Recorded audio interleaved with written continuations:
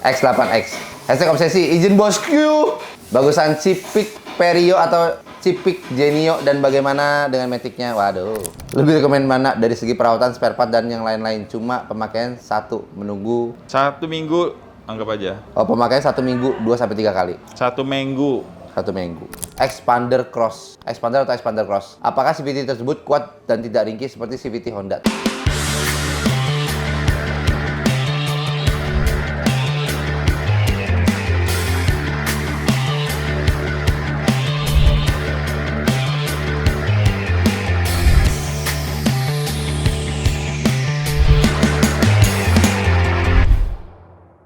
Balik lagi di channel YouTube Domo Transmisi di Obsesi, obrolan seputar transmisi episode 88. Seperti biasa, lagi bersama saya Arya dan bapak kita Bapak Freddy. Gimana kabarnya kok? Aman, baik.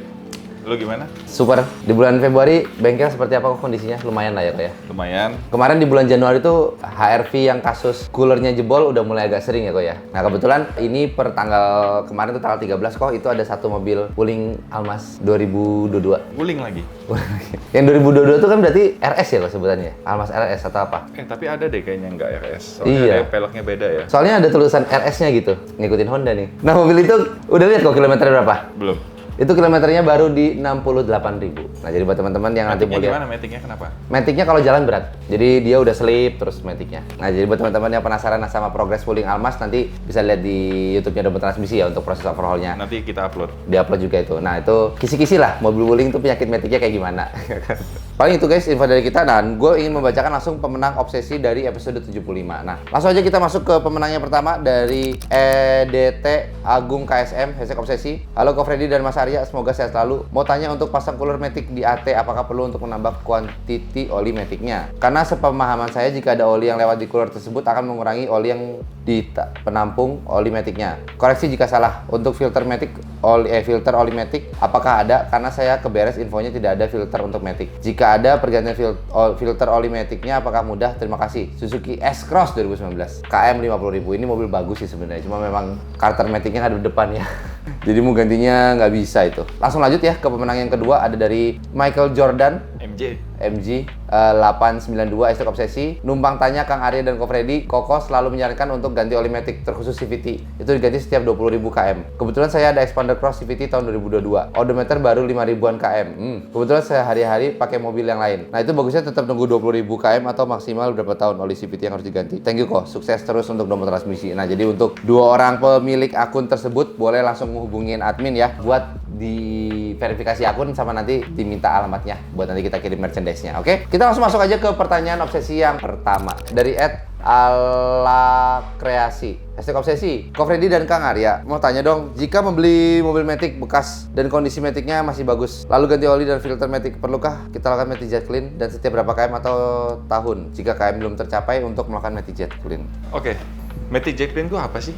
Bersih-bersih setahu kita. Nah, jadi itu pembersihan di area body valve kita menamakan Matic Jet Clean. Jadi idealnya kalau menurut kita tuh 40.000 oke lah ya. Sekalian ganti filter, sekalian kita lakukan Matic Jet Clean ya kan. Cuma balik lagi, wajib nggak wajib ya kan? Iya. Untuk Matic Jet Clean. Tapi kalau misalnya ada gejala, kadang-kadang muncul, nah itu oke untuk dilakukan Matic Jet Clean karena siapa tahu masalahnya, problemnya dari situ. Iya, betul. Dari body valve-nya ya kan. Kalau kita lakukan Matic Jet Clean, terus ternyata hasilnya bagus, sembuh misalnya.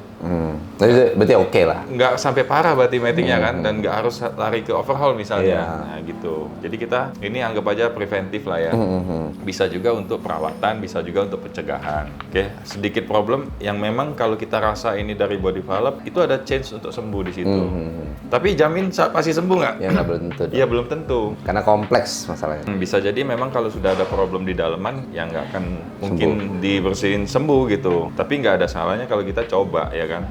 Siapa tahu memang masalahnya dari situ. Tapi setiap mobil yang datang sini pasti kita cek dulu, kita pastiin dulu ini letak problemnya ada di mana. Cocok atau enggak untuk dilakukan Matic Jet Clean ya kan. Terus Matic-nya memang boleh atau enggak nih di Jet Clean ya kan gitu. Next ya. Dari @channel Yasindul 1593. Hashtag obsesi siang koh. Saya subscriber baru. Mau tanya all new Rush manual 2018. Saya pernah ada kasus 3 tahun lalu saat dalam perjalanan mudik di tol Surabaya Solo. Tiba-tiba oli gardannya habis sekitar masuk tol Semarang menuju Solo. Padahal minggu sebelumnya baru aja servis berkala di beres Jawa Tengah langganan. Awal perjalanan normal, saya nggak lebih 100 km per jam. Di tol Jakarta Solo memang ada suara dengung keras seperti masuk tol Semarang, tapi mobil masih jalan dan nggak ada indikator error di panel instrumen. Begitu sampai rumah di Solo, saya ngolong didapat ternyata ada baut gardan kendor. Oli gardan nggak sampai benar-benar kering. Besoknya saya ke beres Carlton untuk inspeksi ditemukan banyak gram karena gardan kehabisan oli. Kemudian saya telepon beres Jakarta, lalu bicara dengan manajer dan mekanik yang servis mobil saya. Mereka mengaku sudah sesuai SOP, akhirnya dapat win-win solution. Saya harus beli segelondong gardan baru seharga 13,5 juta. Sudah diskon, termasuk pemasangan dan garansi oleh BRS. Pertanyaannya, apakah karena habis lewat tol MBZ atau saat perjalanan barang cukup berat atau kesalahan mekanik buat mekanik akibat servis yang kurang teliti? Kira-kira penyebabnya di mana ya? Terima kasih. Berarti ini nyari penyebab kenapa bautnya bisa kendor ya, kok ya? Oke, sebelumnya thank you udah subscribe kita, ya kan, dia subscriber baru kan. Oke, setelah itu 3 tahun lalu ceritanya habis servis berkala di BRS, bengkel resmi di Jakarta. Sayangnya kita nggak tahu yang diservis di sini apa servis Oh berkala. iya, benar. Apakah ada ganti oli gardan, ya kan? Kalau Iya. dia ada ganti oli gardan, berarti ada chance kemungkinan pemasangan bautnya nggak kenceng. Iya.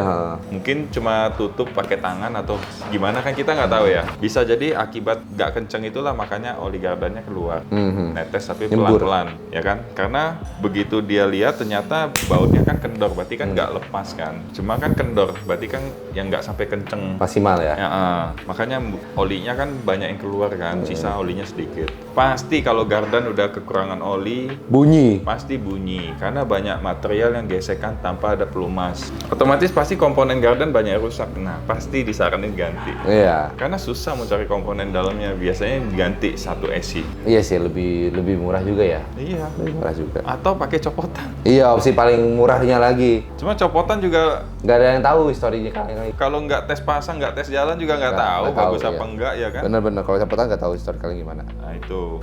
Terus pertanyaan selanjutnya, apakah karena habis lewat tol MBZ? Yang nggak juga, kita udah bolak-balik beberapa kali. Sebulan berkali-kali kita. Udah sering, ya nggak ada masalah. Sebulan 2-3 kali kita kadang kayak meja tuh. Ya kan, bawa beban berat, ya nggak juga.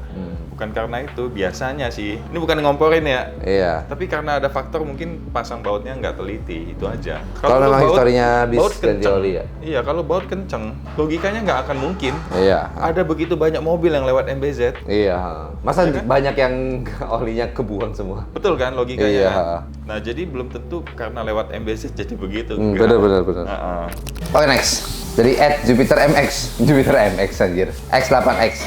#obsesi izin bosku. Bagusan Civic Perio atau Civic Genio dan bagaimana dengan metiknya? Waduh. Gue jawab aja, bagus atau enggaknya mobil, ini balik lagi ke selera. Ini soalnya mobil tahun 90-an. Oke, paling mudah Vario pun 2000 ya kan. Jadi kalau memang suka, ya udah. Mau pilih Genio, Vario, mirip-mirip, oke. Beda bodi luar. Kalau engine mah Sama kan ya? Beda di head doang kayaknya ya? beda head doang, Beda head. udah VTEC ya kan kalau Vario kan. Metiknya sama kan? Matic juga sama. Kalau kode di partnya itu EK3. Mau mesin Wah, D13, D15, D16. Metiknya semua sama? Maticnya sama semua. Oh, 4 speed berarti apa ya? Mau di City, Grand Civic, kayaknya metiknya sama semua. Genio, Vario, sama semua. Oke, nah ngomong soal Vario, nah ini yang cerita. Jadi guys, intinya adalah kalau kalian pengen punya masa muda yang terasa lika-liku susahnya, Vario jawabannya. Tapi dengan punya Vario kok kita belajar banyak hal kok. Kita pertama belajar untuk tidak terburu-buru. Semua mobil juga gitu. Oh, iya, gitu ya? Belinya jangan terburu-buru. Hal yang kedua, kita jadi punya kenalan banyak bengkel. Tukang ecu, ya kan? Barang copotan, body repair, ya kan? Kita jadi banyak kenalan. Ketiga, Kalau dipakai pacaran, Vario itu the best lah. Oke, mau cari mobil Genio Vario yang masih orisinil agak susah, ya kan? Karena banyakan dulu yang dipakai itu anak muda. Anak muda, tahu sendirilah, jalanan kosong dikit, betot. Gaspol, rempol, ya kan? Iya. Nah itu. Terus penyakitnya Genio, Vario, Honda lama lah, itu atapnya cuk, sering bocor. bocor, Ya kan? benerin mahal. Kropos, karatan, bocor, atapnya itu udah makanan lah. Ini udah kenyang nih. Atap Lumayan bocor. lah perbaikannya tuh banyak kalau benerin Ya kan? bocor-bocor. Terus apa lagi problemnya?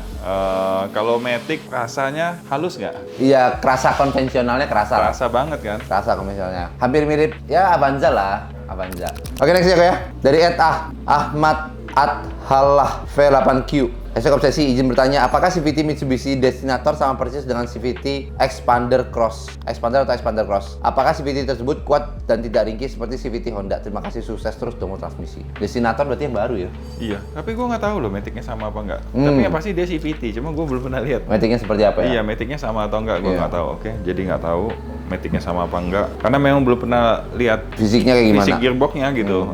Sama apa enggak, ya kan? Kalau ngomong kuat atau enggak, Belum tahu. CVT-nya Expander sih sejauh ini oke-oke aja kan. Jarang masuk ke sini juga kan. Mitsubishi sih memang jarang masuk sini mobilnya, kecuali Pajero. Oke, next ya. Dari Jarod Pendosa. Anjir namanya. Mendosa. Dosa. Hashtag obsesi. Salam kenal Ko Freddy dan Ko Arya. Salam kenal. Mau nanya, kalau Civic 2001, ini kayaknya VTS awal-awal keluar ya? Century. Century ya? Ya VTIS lah. Sampai 2005, Matic dan Honda Jazz Matic 2010 ke bawah. Lebih rekomen mana dari segi perawatan, spare part, dan yang lain-lain? Cuma pemakaian menunggu. 1 minggu anggap aja. Oh, pemakaian 1 minggu 2-3 kali. 1 minggu. 1 minggu. Karena gue dulu sempet seneng sama Civic ES ya, tahun 2004-2005 yang FL2, yang the interior full black. Itu gue seneng, makanya gue lebih pilih ketimbang Jazz. Ini Bener kan sih. Jazz GE8. Tapi ada juga yang seneng Jazz. Balik lagi lah, terserah lah selera masing-masing ya. Kalau ngomong Matic, AT oke lah ya. Artinya sih Civic sih Honda. oke-oke aja. Soalnya lu pakai Honda juga udah 30 tahun tuh mobil. Dan masih sehat-sehat aja. Lebih tua mobil dibanding orang. Tapi masih sehat kan Matic-nya? Masih sehat Matic-nya, Iya. masih sehat. Jadi AT harusnya nggak ada masalah lah. Jazz juga AT GE8 Jarang masalah. jarang kan ya? Cuma emang Jazz ini harganya lebih mahal nih dibanding yang Civic Ya emang. 2005 ini. Kayaknya Jazz lebih baik peminat ya. Ya karena zaman sekarang orang itu udah nggak gitu suka sedan. Sedan ya. Ha. Banyak ya. Dulu mungkin dia suka, tapi karena habis pakai sedan, lihat jalanan jelek, lobang-lobang, Udah capek dengan suka dukanya. pentok sana pentok sini ya kan. Belum lagi ketemu jalanan banjir, bingung, cari jalan puter nggak bisa ya kan. Jadi terlalu banyak drama di sedan, pajak Iya. lebih mahal mungkin ya. Jadi itu faktor yang bikin orang jadi males nyentuh sedan gitu. Aku setahun pemakaian juga udah capek gara-gara hujan. Hujan Kelapa Gading gila banget, banjirnya, aduh. Jadi kalau gue Segini. sih mending ES, tapi kalau itu gue pribadi ya, karena sempat memang dulu suka, karena modelnya tuh memang cakep. Iya. Lampu depan rada sipit ya kan, dalam interior full black, udah kulit, tapi kulit banyak kan udah retak-retak. Ya, Nah, karena udah lumayan tua kan, 20 tahun kan. harus di retrim ulang lagi lah, retrim ulang. Jelek kalau udah retrim, Udah bukan orisinil. ya bawaan orisinil lebih oke. Oke lah, paling segitu aja guys untuk video kali ini ya. Jangan lupa guys. Satu lagi, gue pengen ngomong. Apa? Buat teman-teman kita, teknisi di Domo Transmisi, itu gak pernah terima pengerjaan di luar bengkel. Oh ya. Jadi, kalau ada oknum yang mengatasnamakan teknisi Domo Transmisi, pakai baju Domo Transmisi, baju bisa dibeli. Kadang kita juga bagi-bagi baju. Oh ya. Setuju? Hati-hati, kita nggak bertanggung jawab atas semua pengerjaan yang di luar bengkel. Teman-teman mesti lebih hati-hati, oke? Pengerjaan di bengkel Domo Transmisi itu kita cover dengan garansi. Pengerjaan di luar bengkel, sorry to say, kan kita nggak tahu mobil itu. Iya. Siapa ini ya kan? Nah, oke. Jadi kalau ada yang ngaku-ngaku teknisi dengan pakai baju Domo Transmisi, pengerjaan di luar, jangan mau. Soalnya kalau udah bermasalah, jangan cari kita. Iya. Resiko ditanggung sendiri. Betul nggak? Ya cengli dong, kita Ya. ngomong fairnya gimana ya kan. Jadi hati-hati teknisi yang mengatasnamakan Domo Transmisi. Karena banyak oknum di luar sana yang memanfaatkan posisi kondisi Domo Transmisi sekarang ini. Oh kan? iya, betul. Untuk pengerjaan di luar bengkel. So, hati-hati ya. Oke guys, paling segitu aja untuk video YouTube kali ini. Kita ketemu lagi di video obsesi berikutnya. Domo Transmisi, dokternya Matic.